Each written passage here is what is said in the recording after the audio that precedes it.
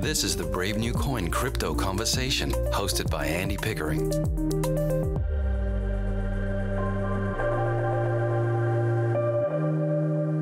Hi everyone, Andy Pickering here. I'm your host and welcome to the Crypto Conversation, a Brave New Coin podcast where we talk to the people building the future in the Bitcoin, blockchain and cryptocurrency space. Today's podcast is brought to you by Leverage, a new fully featured decentralized futures exchange without compromise. Are you ready to trade the future of crypto today? Well, Leverage is a DEX, so you can trade with your keys and sign orders just with one click, and Leverage is fast. Yes, indeed, Leverage is powered by Gluon, a new layer 2 solution with the scalability and speed of a centralized exchange and the super low fees of a DEX. Yes, Leverage, the new exchange that combines the best features of CeFi and DeFi, so you can trade crypto spot or crypto derivatives with up to 100x leverage while maintaining control of your assets at all times. It's like William Gibson said, the future is already here, but in this case, it's evenly distributed and completely decentralized. Go to leverage.io, and leverage is spelled Leverj.io, and trade the future of crypto today. Yeah, boy! My guests today are Michael Wagner and Pablo Quiroga from Multichain Ventures. Michael is the founder and CEO, and Pablo is the COO. Hey, welcome to the show, gentlemen. Hey, great to be here, Andy. Thanks so much. To start with, guys, I reckon let's get a little bit of background from you both. Maybe if you could just introduce yourselves, just give us the super condensed version of, I guess, your life story, your career path, and how you guys ended up in blockchain. Michael, let's start with you. Yeah, great. So my formal background is in the traditional financial space. I'm a CFA charter holder, started primarily on the buy side, investment and securities analysis for private wealth management, ultimately went on to manage portfolios. But perhaps the more interesting aspect of my background is really just kind of this entrepreneurial flair that I've carried throughout my life. Kind of going back to my early days, I remember having ventures back on the schoolyard playground, if you will, all the way back to the elementary school days. That's persisted throughout my life and has been carried through my experience in the cryptocurrency space. Got introduced to Bitcoin in 2013, and my entry point was really through GPU mining, various altcoins, and getting exposed to the alternative markets that existed in altcoins. Fully immersed myself in crypto. It's, as you know, very exciting and innovative field to be involved in, and so just tried to be involved in as many different evolutions of the industry as I could. That continued on through cloud mining, participating in IEOs, ICOs, NFT marketplaces, and then ultimately going on to launch my first company in the space, which was the Tokes Platform in 2016, and then just recently launching an additional company that's called Star Atlas. Fantastic, and I'm really looking forward to really digging into what you guys are doing with Tokes and also Star Atlas, and so we'll get to that during the course of the show. But over to you, Pablo. Please introduce yourself. Yeah, thank you. I won't go all the way back to my mother's womb or anything like that. We'll keep it short here. But the past 7 or 8 years, I started off right after my undergrad. I've always wanted to live in Peru. That's where my family's from. It's where I was born, but I grew up in the States. So I got the chance, and I jumped on a plane and I went out there. I was working for a private equity firm that was based out of Greenwich, Connecticut, and my focus was really in aggregating and compiling small to medium-sized mine projects at the feasibility stage all the way to operational. So I spent a good enough time there for about 4 years. And then from there, I kind of stepped into launching my own sort of tech ventures and startups. Failed, hit the wall a couple times, and then had a nice little success. After that success, though, something to the tune of the cannabis industry was exposed to me, and I had the opportunity to be a part of a really, really cool company called Vanguard Scientific Systems. I was part of their leadership team. I was about like number 5 in the company. We grew it out to 40. Had a really, really interesting exponential growth. We went from having clients in the U.S., in Canada, to then being located and having clients in over 8 countries all over the world, focused on integrating hardware and software, and also manufacturing and extraction equipment. So just, really had a good time understanding the not only the supply chain, but more importantly, the global network that's being created and built right now. So I saw firsthand on a lot of the challenges that the different parts of the supply chain had to overcome, and in some cases are still, having to face on a day-to-day basis in regards to the business operations. I've known Michael for many years now, well, since 2015, and have seen him and his team grow, and am very, very excited to be a part of Multichain Ventures and also Star Atlas. We are building something that is definitely going to impact how we build new economies in the digital world. So yeah, excited. Fantastic.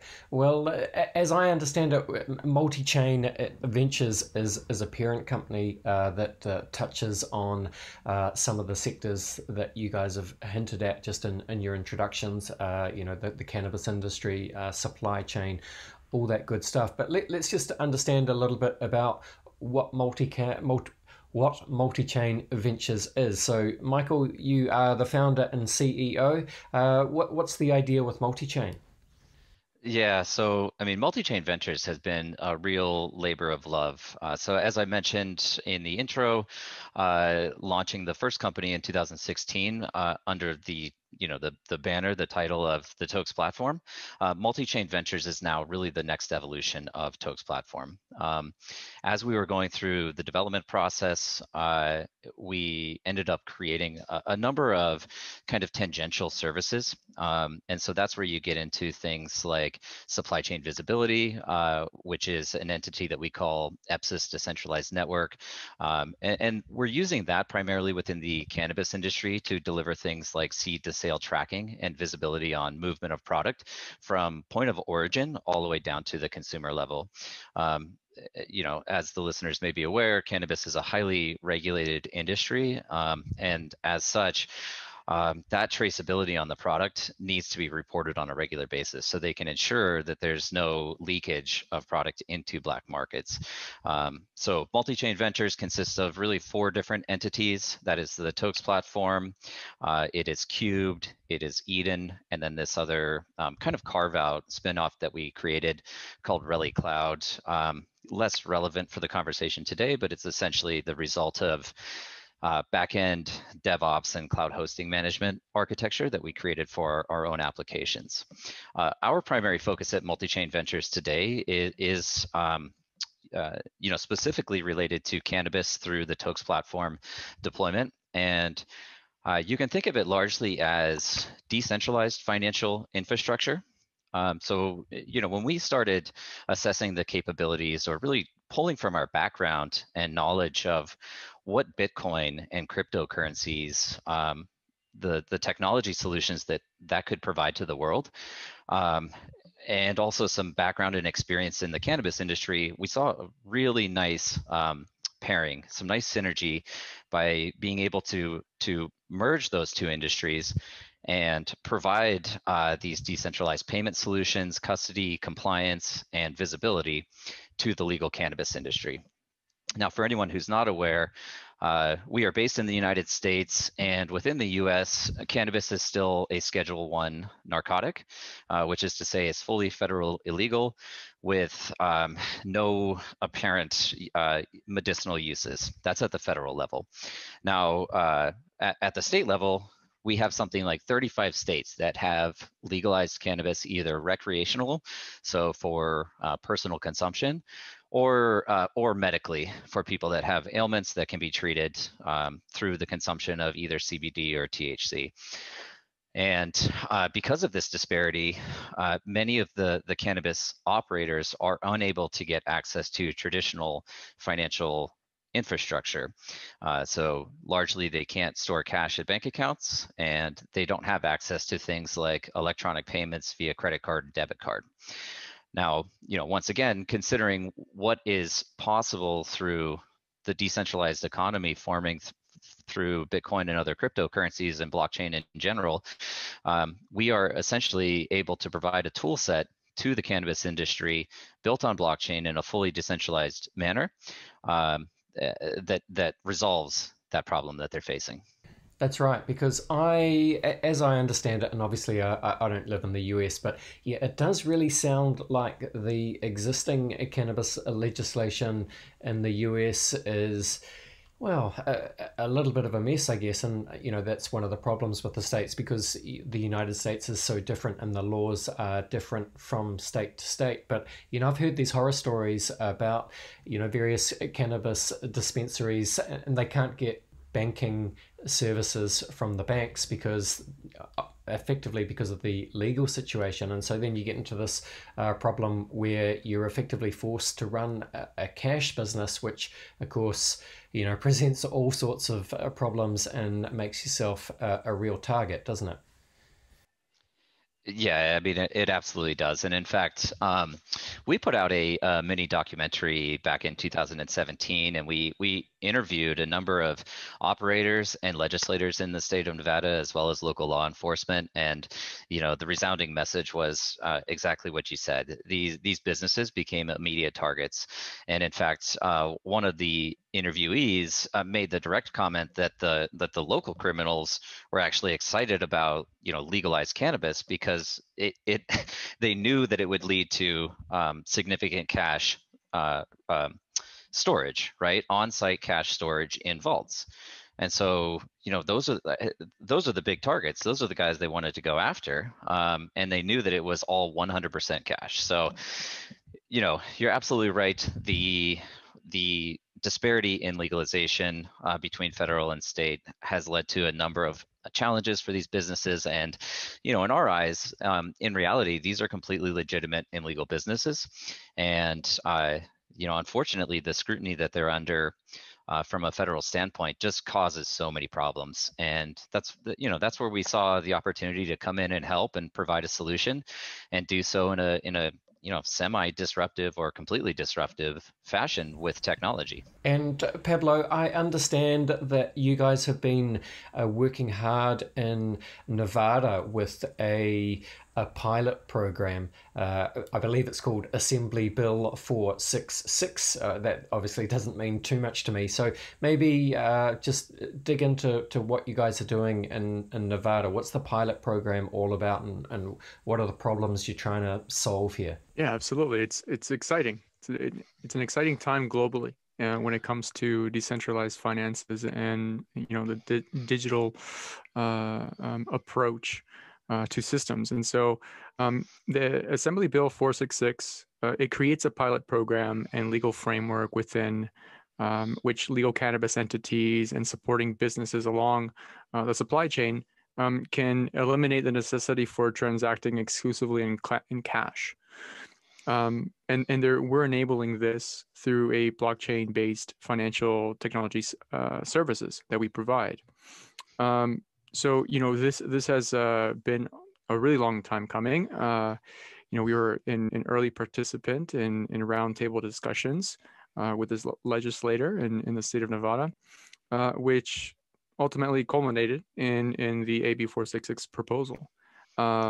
So yeah, Michael and the team, we've all been working really, really hard and on the ground and on the foot, a lot of meetings, a lot of presentations, taking the proper process and due diligence so that we do bring a quality product and service for the state of Nevada. Yeah, Andy, and I really just don't want the effort to be downplayed here. These roundtable discussions took place over the course of 2018, and we got an invite through a couple of local legislators as well as candidates, specifically candidate for treasurer at the time, Zach Conine. He did end up going on to win that election, and he is now the state treasurer. But at the time, the proposal was, what is an alternative payment solution or banking solution for the industry? And so the team and I were at these discussions. We were discussing blockchain, how the technology works, how it could benefit the industry, and that ultimately went on to lead legislative efforts over the course of 2019, where this bill, AB 466, Assembly Bill 466, was initially proposed. Once again, the team and I were on the ground, sitting through these hearings, speaking to legislators, giving testimony, and performing other educational events in the Nevada State Legislature to describe the benefits of the technology. So through these meetings with over 40 politicians in the state, we were able to get unanimous support. The bill passed both the floor and the House unanimously and was effectuated at the end of 2019. Now, the pilot program itself was supposed to go into effect in 2020, but obviously 2020 was not a great year for anybody, and there were some delays in that process due to COVID-19. But quite proud to say that we finally got the final sign off on this at the end of 2020, and the program will be going live now towards the end of the first quarter of 2021. Well, that is really exciting to hear then. So tell me what that means in terms of, action on the ground. So what does the pilot program look like once it is up and running later on this year? What do you expect to happen, and how does it work for the participants? So, the system itself is not overly complicated, partially because we have this deep experience and background in facilitating this form of financial infrastructure, but we are essentially rolling this out with the intention of just getting as much early adoption as possible. And so, the economic terms are extremely favorable. Essentially, we're giving the participants 6 months for free to access the system. But once they go through an initial compliance check, KYC process, AML process that we have in place, and they get onboarded into our technology, what that does is creates a digital wallet for them on our platform. From that point, we work with our cash transportation services in Nevada to go and pick up cash from the front end, cash receivers, which by and large are the dispensaries. And I do want to point out here that this is going to be a multi-phase rollout with the intention of delivering simplicity initially. And so we're not disrupting or changing anything about the payment process between the consumer and the business at first. Consumers will continue to go in and spend cash with the dispensaries. It's at that point that we go pick up the cash, we do a reconciliation, we conduct all of the underlying necessary compliance, and then we are able to deposit that cash into a bank facility that we have access to in direct relationship with the state of Nevada. From there, we essentially use just a mint and burn process to create a fully collateralized stablecoin. And so for every dollar that gets deposited into the bank, the participant now has stable currency that they can spend with other participants throughout the ecosystem. And this is not just strictly cannabis operators.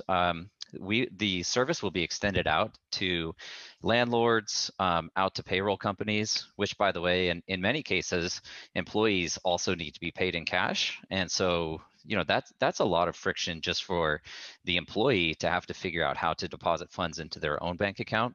after the fact. So payroll services, where employees can be essentially paid indirectly through this stablecoin, going out to utility companies that we're forming relationships with. Here in the state of Nevada, it's NV Energy, or at least down in Las Vegas, it's NV Energy. So having them accept these funds, and probably most importantly, the Nevada State Treasurer Office themselves will be accepting this for tax remittance. The idea is that we can eliminate the cash deposit friction for the operators, get these funds somewhere farther down the supply chain, such as the tax department or a utility company, where they have no friction in redeeming that cash with us, which just is a simple redemption process. We destroy or burn the digital token, the stable asset, and then we're able to ACH or wire out funds to the entity that issued the redemption order. So that by and large is really the first phase of this. Where we see the bigger opportunity going into the future is taking the next step in enabling consumer payments in this digital currency to the business. So working with our partners at Vault Logic, which is a smart ATM company, wherein the consumers can actually go and purchase the digital currency, store it in a mobile wallet, and then spend it with these businesses. And then one additional step from there would be including the addition of the entire universe of various digital currencies that exist out there. So whether this is Bitcoin or our own currency, Tokes, which is the underlying ecosystem token throughout all of our products, we permit the consumers then to purchase those assets, spend those assets, use Tokes for things like loyalty and rewards points, and other benefits across the ecosystem, and ultimately expanding out the adoption of the blockchain community and ecosystem at large. But we need an entry point. We need a way to demonstrate the potential of this technology, and we see that by delivering this more immediate, simplified solution.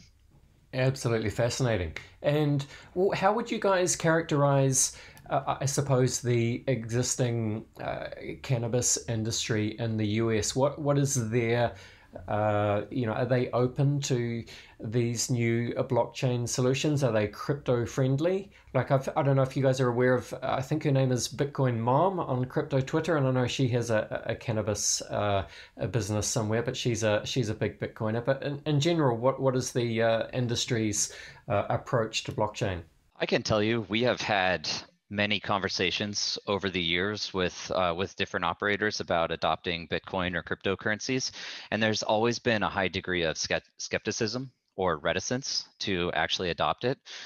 One, because there's really a lack of understanding of how it all works, but two, there's this underlying concern that if they use an alternative form of payment, that it will somehow compromise their business licenses. These are privileged licenses. It's not easy to secure a cannabis operator license. And so the last thing you want to do is spend millions of dollars obtaining it and then have it get pulled from you because you're trying to solve a problem, right?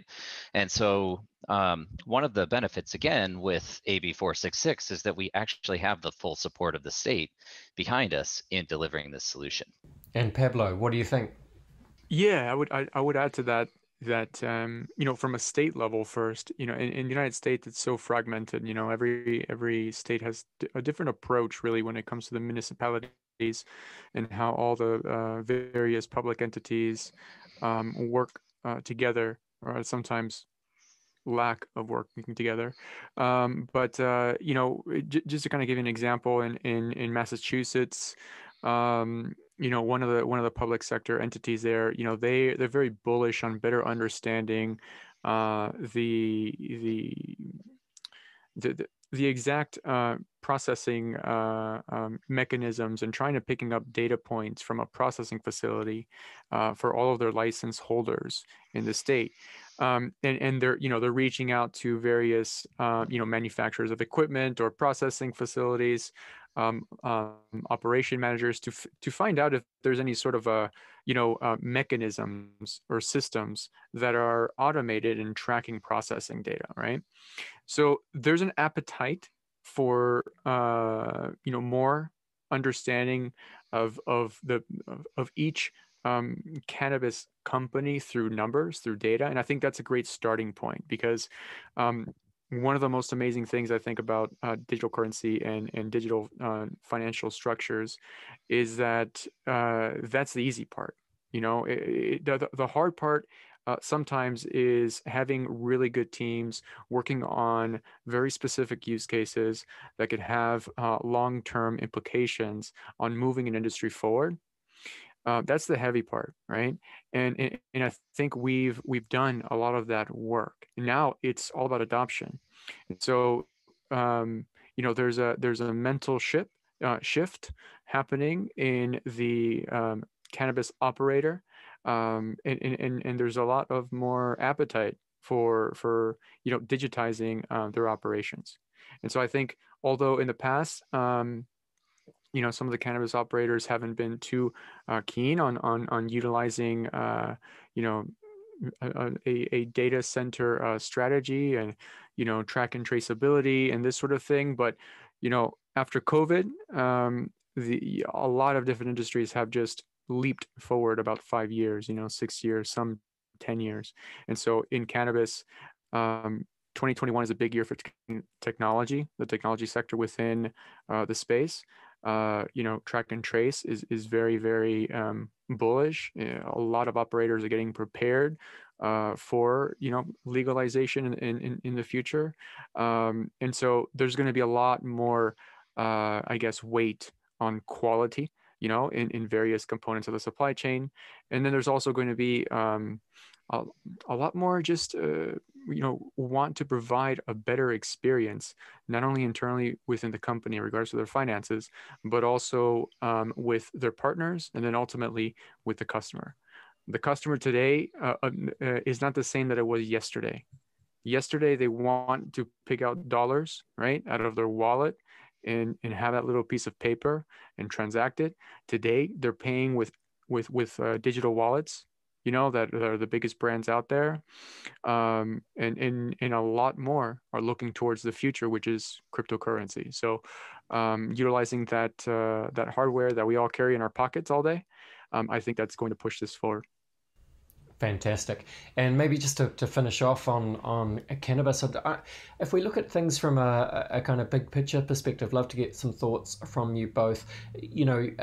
Traditionally, I guess the United States has always been pushing this narrative of the war on drugs, right? And that has never been particularly successful because, for good or bad, humans just seem to be interested in changing their consciousness, and they'll do that whether there are laws in place or not. But there does seem to be a shift happening, and this is not just in the US but around the world.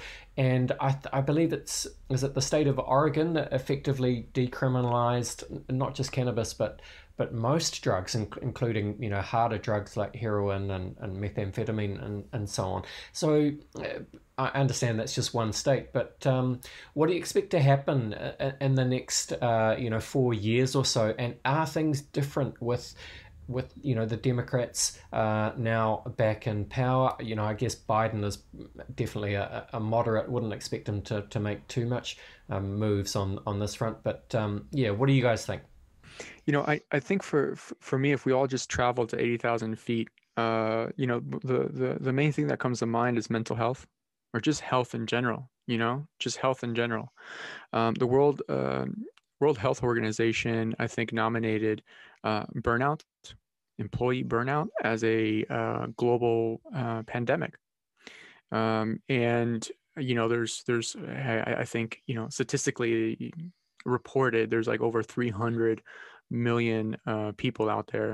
I'm sure there's way more, that are suffering from mental health, for example. So how are we going to approach this problem that is being experienced globally? That was before COVID. The experience for many people last year has probably cause that number to kick up a little bit. And so, what are we doing in regards as a collective society to address this mental health situation? And so that's why we are seeing a big wave coming in, even through the psychedelic, assisted psychotherapy approach. Companies, out of Germany, out of England, uh, in the United States, and out of Canada, that are now, approaching this phase. And so, the decriminalization of various entheogens is happening now. So it's a really exciting time. Cannabis has definitely paved the way, for a lot of these other pathfinders. But yeah, I think just kind of getting a little esoteric here. I think looking at the bigger picture of mental health in general is on top of the minds of a lot of governments, and so that approach in that current situation is definitely uh, being talked about around the Senate, for example. Earlier this year, we had a turn here in the United States where I think Georgia was kind of like the hot spot, and there was a U.S. Senate revamp where the Democratic Party had some really good victories in Georgia, and so it gave the Democrats, I think, like 50 seats, along with the VP Kamala Harris holding the tie-breaking vote. So yeah, I think this is a great year for cannabis and the world in general, to come back and kind of look at the things that matter. Right. I think we could also get, pretty deep down into the rabbit hole of conspiracy theory around the war on drugs itself. But, it's fairly unanimously agreed on at this point, I believe, that the war on drugs was a failure. Pablo actually also has a tremendous amount of experience just in the psychedelic space. And before we recruited him over to Multichain, he co-founded a company that provided telehealth services for ketamine-assisted psychotherapy, as well as other psychedelic-assisted psychotherapies. So I think if we look back over time, society has almost always had these ritualistic tribal experiences related to psychedelics and our connection to the universe or to something deeper. And so I fully support the decriminalization efforts. And then beyond that, I also just wanted to touch on what progression in legalization looks like, not only for the United States but globally, because first and foremost, we fully support it, right? I mean, we're not trying to monetize this lack of access that the cannabis industry had. We were looking to provide a service by using a tool set that in and of itself was revolutionary, and that is blockchain and Bitcoin and cryptocurrencies. But one of the questions that we often get from people are, well, what happens to your business model, when cannabis does become legal? And to be perfectly frank, I have absolutely no concerns. Does it reduce our competitive advantage? Maybe slightly, but ultimately we are extremely bullish on the adoption of things like crypto payment processing, digital asset custody. I mean, we're seeing now publicly traded companies adopt Bitcoin on a scale that I don't think anybody could have imagined. We just broke $55,000 on Bitcoin today. So we are super bullish on the potential for crypto going into the future. And then not only that, the additional tool sets that we're going to be able to provide. So looking at being able to create a platform wherein businesses can not only accept crypto as a form of payment, they can trade these cryptocurrencies, and they can actually earn yield through things like decentralized finance directly through our platform. These are all aspects of the model that can't be replicated right now in centralized finance. And so fully support the legalization movement of cannabis. I think we are still going to crush it out there with the platform that we've built. And again, just super bullish for crypto in general.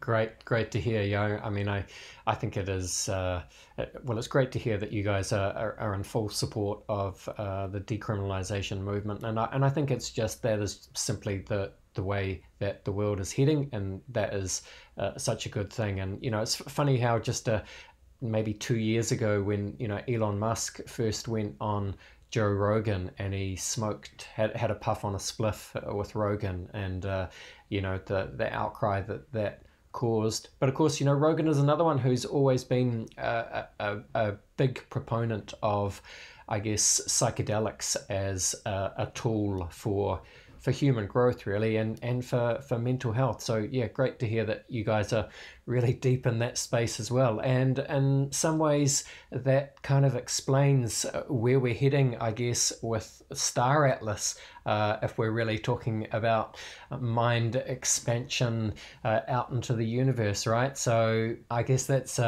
quite a nice intro. Let's dive into the sci-fi world of Star Atlas. Where do we start? What is Star Atlas, guys?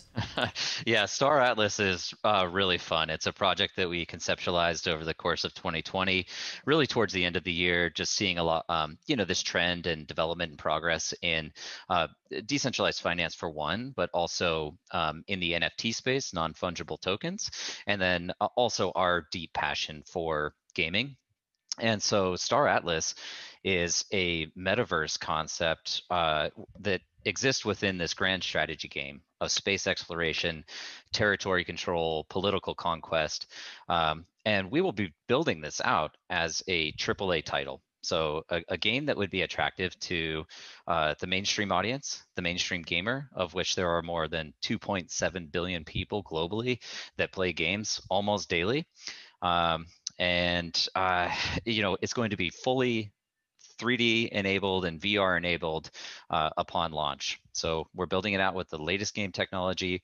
We're coupling that with all of the financial incentives of blockchain. So NFT marketplaces, true self-sovereign asset ownership of your game assets, staking, yield generation in game, and really delivering this play to earn experience wherein players are actually able to monetize the time that they spend in a video game. And then surrounding all of that is this metaverse concept. And, metaverse is essentially a virtual chat room, if you will. Regardless of whether or not these players actually want to engage in the other elements of the video game concept, they can use this universe as a virtual chat room to participate in things like digital concerts, right, in VR, or viewing art galleries that are hosted by the actual artists themselves, where they can sell their digital art in game, virtual meeting places, and otherwise exposure to elements and experiences that would otherwise be inaccessible to them. So really fun, super excited to be building this out. We'll be having the initial game experience delivered in July with really long tail on development on it. It's quite a complex and big, ambitious project to undertake, but super excited about it.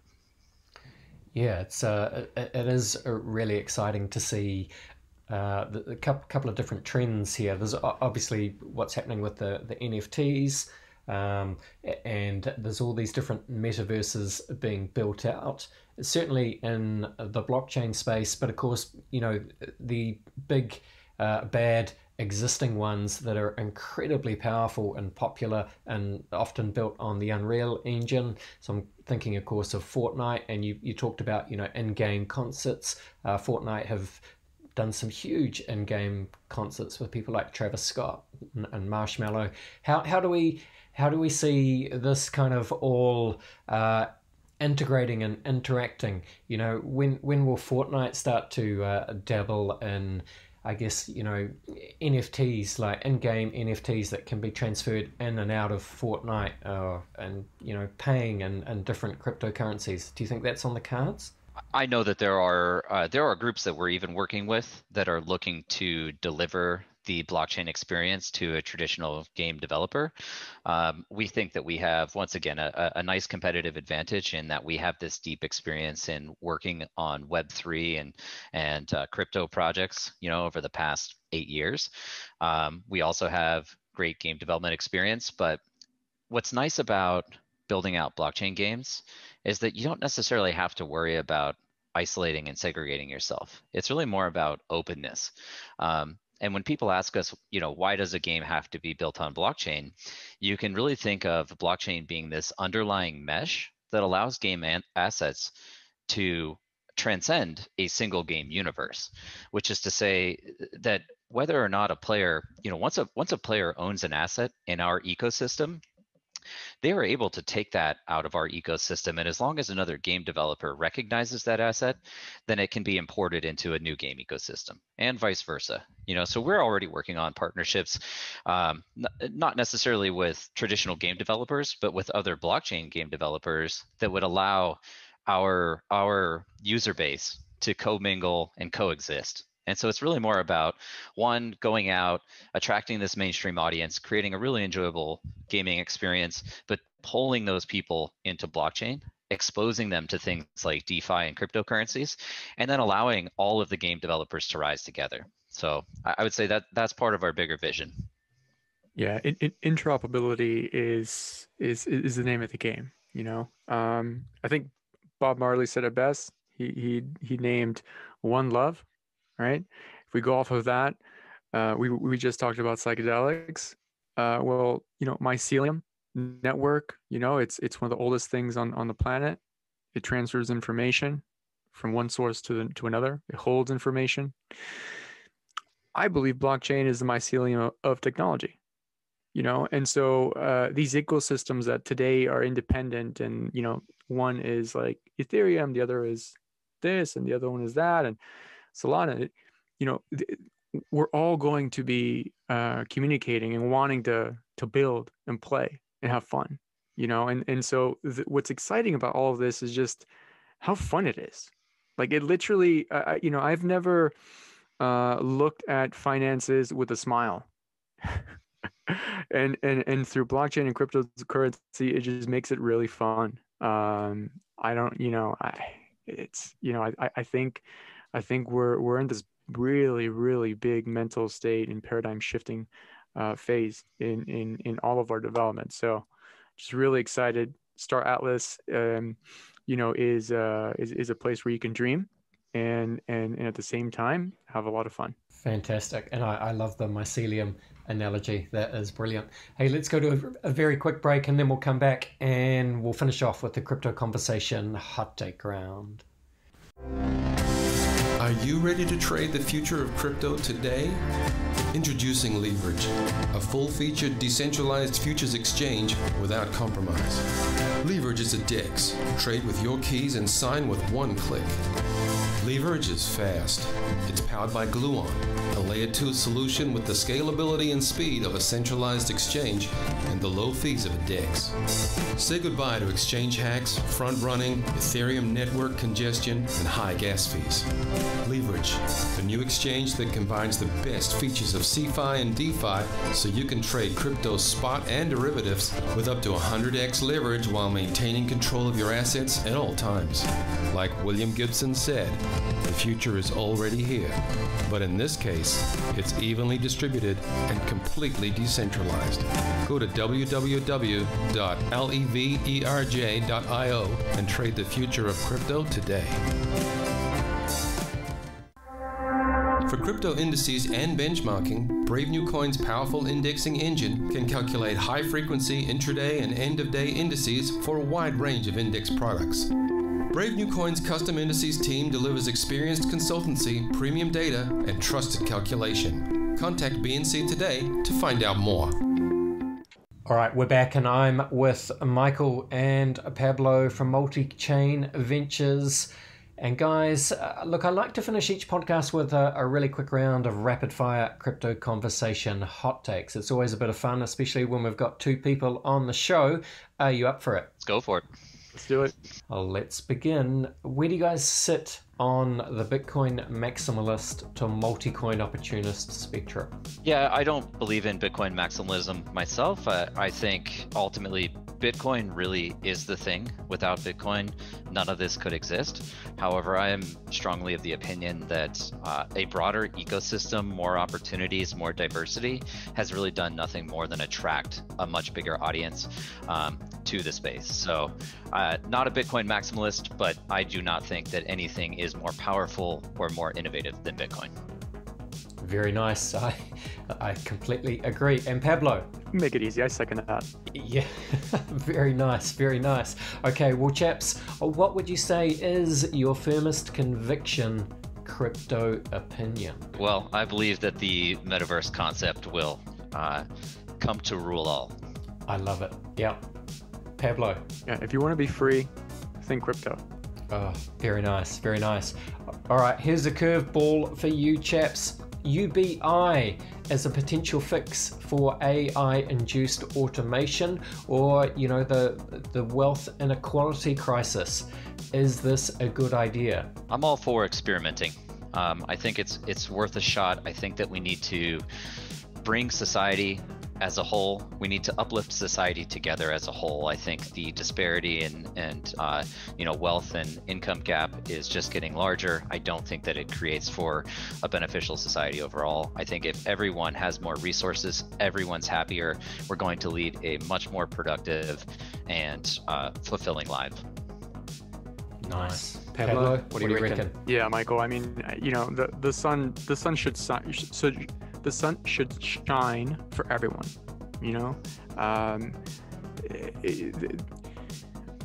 Our approach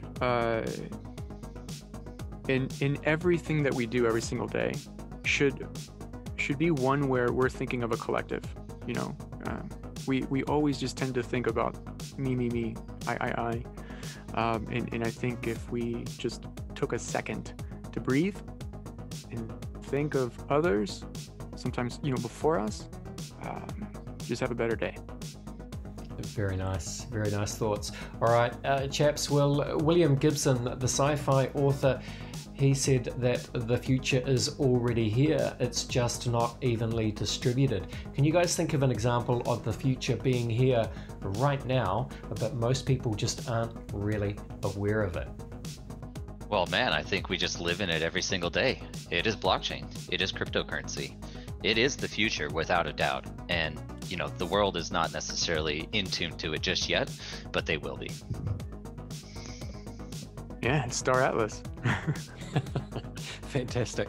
All right, it's time to get a little bit weird. Let's zoom out. What do you guys see as the long-term future for the human race? Do you see dystopia or utopia? Ooh, that's a tough one. I think we're currently on the path towards dystopia. I think that unless we change our way of life, dystopia is the ultimate future. I think that utopia is possible. The efficiencies in the progress in technology are exponential. If we use that technology for the good of everyone, and this goes kind of back to the previous question, if we do that, if we help everyone succeed, if it's not stepping on someone else's throat to get ahead, then we can attain utopia. Very nice. Pablo, anything to add? Yeah, I mean, it used to be, plane, trains, and automobiles. Yeah. Today it's spaceships, or rockets, spaceships, and boring tunnels. We tend as a human civilization, where we have some rock stars. We have some rock stars on the planet. People doing some really amazing things. And I don't know. I have a positive outlook to the world. Put on some reggae music and I'll be smiling, and feel like everything's good. But then you turn on the TV and it's like, oh my gosh, right? What's going on? But either way, I think that again, if we kind of just fix ourselves inside, work on our mental health, our health in general, we'll be able to be better people, We'll be able to love more to those around us, and that will also overlap and be embedded in our company DNAs and the things that we do every single day with other people. So we do have everything in us for us to really manifest what we dream. Very nice thoughts from you both. All right, let's finish this off. I'll be interested to hear what you guys have got to say for this one, because I can tell that you're obviously both sci-fi guys. But the question I close out every podcast with is, and finally, what is your favorite science fiction book, film, show, or universe? Yeah, I'm going to have to go with Neuromancer on this one. I love the cyberpunk theme, and great book. Yes, indeed, an absolute William Gibson classic of the genre. Well, it basically invented the genre, didn't it? Did. I'm going to go with Fifth Element. Nice. Yeah. Well, look, both great answers. I think that's the first time anyone's ever gone for Fifth Element, but man, what a great film that was. Just absolutely over the top. Yeah, like, just the music, the costumes, it was the art. It's kind of poppy, the pop brands are in there. You can always go for a good Bruce Willis, I got this sort of look. The characters are great, and I don't know. I think it's a fun movie. It's a fun movie in space, although it's super dark and scary, sometimes you have some fun. Bruce Willis, Gary Oldman, directed by Luc Besson, and Mila Jovovich as well, I think. So yeah, an absolute classic 90s sci-fi bonanza. All right. Hey, this has been a lot of fun talking to you guys today. Thank you so much for coming on the show. Let's close it out. If you both just want to give your closing thoughts, tell people where they can go if they want to learn more about what you guys are doing with the Tokes platform and the gaming universe that you guys are building at Multichain with Star Atlas. Where should people go? Closing thoughts, Michael. Yeah, well, this was a really great chat. I appreciate the conversation, Andy. And just for people to get in touch with us, obviously we're on all the social media channels. Our website for Multichain Ventures is multichain.ventures. Website for Star Atlas is staratlas.com. And you can find me on Twitter. It's AT_M Wagner. Fantastic. Thank you, Michael. Pablo, take us out. We have the opportunity here to really change the world around us, and one approach is through technology, so we're happy to do that and have some fun while doing it. If you want to find us online, just search for our Twitter handles. We're very active on there. We're also stepping into some Clubhouse rooms, so if you want to join the fun, you can ping me in on my Twitter channel at Pablo I Quiroga. That's PABLO I QUIROGA. Fantastic. All right. Thank you, gentlemen. All the best. Love to do this again sometime soon, and I'll be watching your progress with enthusiasm. All the best, and bye for now. Bye, Andy. Ciao. Thank you. I really hope you did enjoy today's episode, and if you did, please do subscribe to the Crypto Conversation in whatever podcast app you are using. But for now, that is us. We are out of here. See you next time. See you real soon. This was the Crypto Conversation for Brave the New Coin.